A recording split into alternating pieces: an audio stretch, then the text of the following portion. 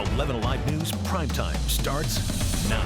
And we begin primetime tonight with breaking news. Right now, law enforcement is looking for a man wanted for the murder of a mother. They say he also shot at a deputy earlier today and then took off into the woods. Take a look at this. This is Demetrius Nicholas. Right now, he is still on the run and considered armed and dangerous. 11 Alive's Dionne White is live in Stone Mountain tonight with the latest developments on the search. Dionne. Jonathan, just about 2 hours ago, dozens of police vehicles and SWAT vehicles filled this parking lot here along Memorial Drive. And as you can see behind me, those vehicles have since left, but the search for that suspect remains very active at this hour. The Stone Mountain community remained on edge with a sea of law enforcement vehicles, the sounds of sirens, and a feeling of uneasiness. It's scary, yeah? It's very scary. Mama Dewberry owns a business in the normally peaceful area. Oh, all around Stone Mountain is very quiet area, yes. We never have any problem in general, yes. But, can happen anywhere. They can be loose from far away and come in this area. But that quiet came to an abrupt end around 3 p.m. in the area of Juliet Road and Memorial Drive. One of the deputies just happened to spot the individual that was wanted for murder and in turn put that information out, and the suspect saw, of course, that he was being tailed and began to fire at the deputy. The suspect then fled into the wood line. One deputy sustained minor injuries and was transported to a local area hospital. DeKalb County Sheriff Melody Maddox says it's unclear whether shattered glass or a bullet hit the deputy, but he is expected to be okay. Deputy Spears is really high. He's very much in touch with the job that he does and love what he does. Actually, he was trying to get back out here on the scene, but we just want to thank God and make sure that he is okay. DeKalb County Police tell 11 Alive this man, Demetrius Nicholas, is wanted for the June 22nd murder of Timber Mims at the East Ponce Village apartment homes. He's 5'7" tall, weighs under 55 pounds, and has short dreadlocks. About half a dozen law enforcement agencies looked for Nicholas, including the Clayton County Sheriff's Office and the U.S. Marshals. This is what happened when we all come together. When this scene, something like this happened, when one fall, we all fall. Again, that suspect is on the run at this hour. Police say if you see him, do not approach him, but call 911 right away. Dionne White, thank you for that. Also breaking tonight out of DeKalb County, just 7 miles away from where Dionne is tonight, the GBI is investigating a shooting right behind the jail involving a suspect wanted out of Bartow County. Jeffrey Walker is accused of shooting Bartow County K-9 Athos following a pursuit on Thursday night, which ended in a car crash in Cartersville. Now, we brought you this massive manhunt as breaking news last night at 10. And tonight, 11 Alive's Cody Alcorn is live in Decatur, where the search for Walker just ended hours ago. And Cody, we understand, again, this is happening right behind the DeKalb County Jail.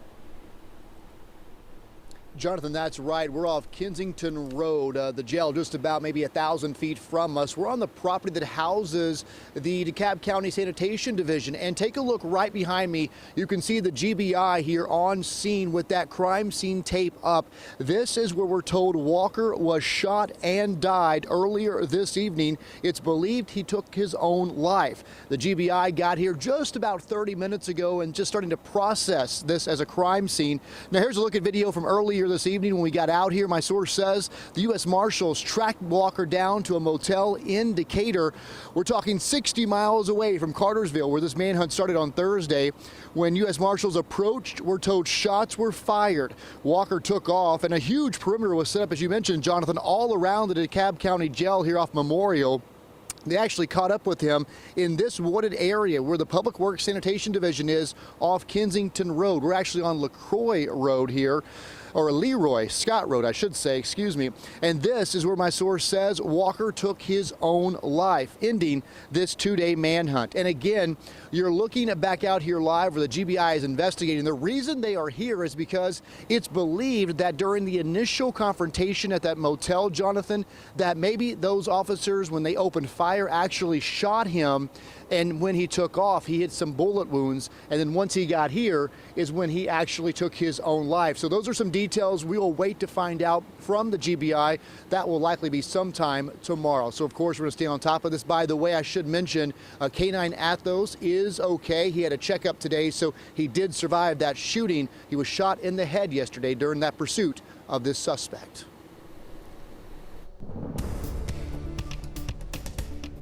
Well, we're dealing with a soggy night out there tonight. We've had a pretty good coverage of light rain and drizzle around the area.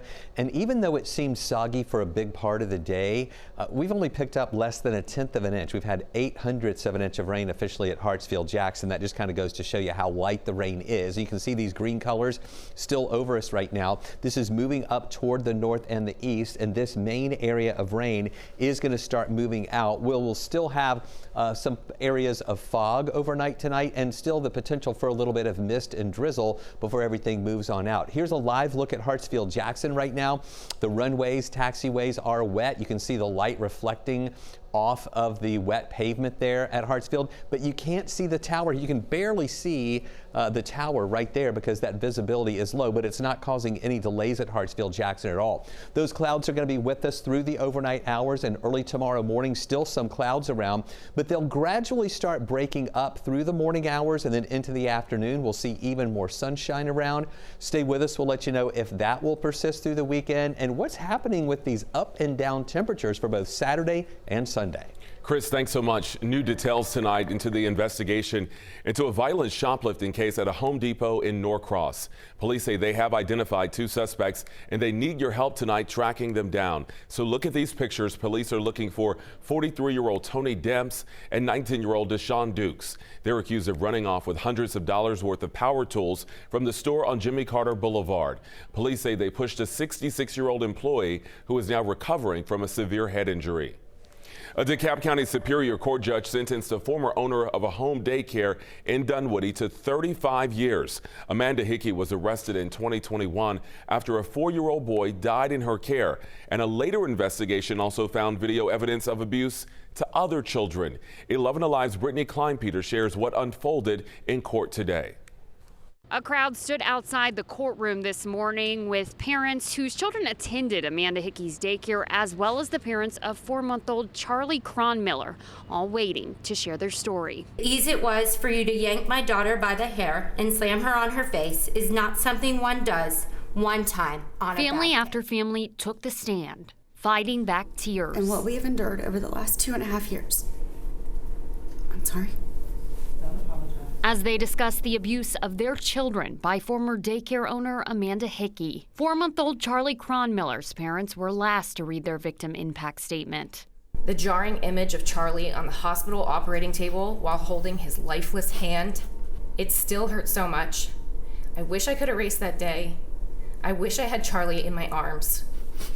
Hickey took an Alford plea prior to today, allowing her to plead guilty while maintaining her innocence. She was arrested in February of 2021 after police determined she placed 4-month-old Charlie Cronmiller on his stomach for a nap and left him unattended for several hours. This is my legacy now. This is all I'll ever be known for, and I understand that. Hickey went on to say she was struggling emotionally. That person was broken and not holding it together.